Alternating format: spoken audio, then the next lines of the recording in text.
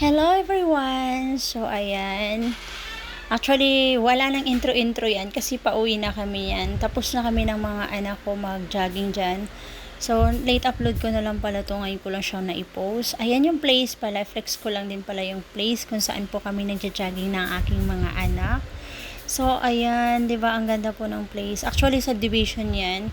Then, pero pumapayag yung mga nakatira dyan. Kasi dun sa unahan pa kasi yung mga nakatira niyan. So, yan parang park lang ng subdivision yan. So, kahit mga outsider, pwede dyan. Basta dapat disiplina palagi. Yung wag magtapon ng mga kalat. Kasi may mga basurahan naman nakalagay dyan.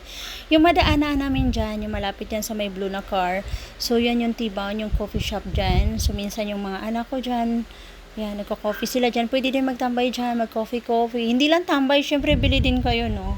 So, ayan, pauwi na nga kami dyan. Ayan, palabas na kami ng highway. Actually, mahaba-haba po to ang video ko today.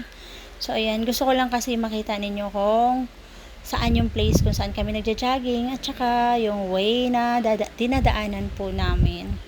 So, ayan, maganda yung panahon ngayon. So, ayan, ang nakaganda din po kasi hindi siya traffic. So, ayan, ang aliwalas ng kalsada. So, ayan na nga po. Nag-drop by pala kami dyan sa bilihan ng almusal. Bumili na rin po kasi ako ng mga isda dyan. So, ayun ako naka-blue. Ang nag-video naman yan, yung aking anak. Thank you so much sa anak kong magaling mag-video. Napakasipag. So, nag-park muna kami sa side dyan. Ayun, dyan ako bumibili ng isda sa aking suki, kina ate. Yan ang mga fresh kasi ng isda nila dyan. So, ayan, habang nag-aantay si Bunso, sinama na rin ni Juliana. So, ayan ako. At nakakatawa pa nga dyan mga Lodi Loves kasi bumili kami ng pansit bihon. So, ayan, pabalik na ako dyan. Pag uwi, wala din nakain si Juliana. So, ang ginawa ni Bunso, yung food niya, shinare niya lang niya kay Juliana. Kasi nung time na kunin na niya yung pansit bihon niya, huy!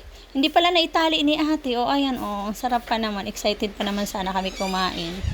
So, ayan. Tingnan mo. May mga sinasabi pa ako dyan kay Joanna. O, tingnan mo. Nagdidebate pa kami dyan kasi si Joanna gusto pala niyang palabok. Tinanong ko siya champurado, sabi niya okay daw, nagta-thumbs up siya niyan. So, namapis na lang tuloy. So, yan na nga yung fish na binili ko, daing na bangos. Actually, may daing na bangos ako sa rep. So, parang kulang kasi. So, nagdagdag na lang ako ngayon dyan sa suki ko. Ayan ang binili ni Juliana.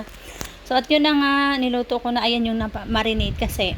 Yan yung nakarang araw ko siya nabili. Tapos ito naman yung bago. Pinahuli ko kasi imamarinate ko pa lang yan. So, ayun, nilagyan ko siya ng harina.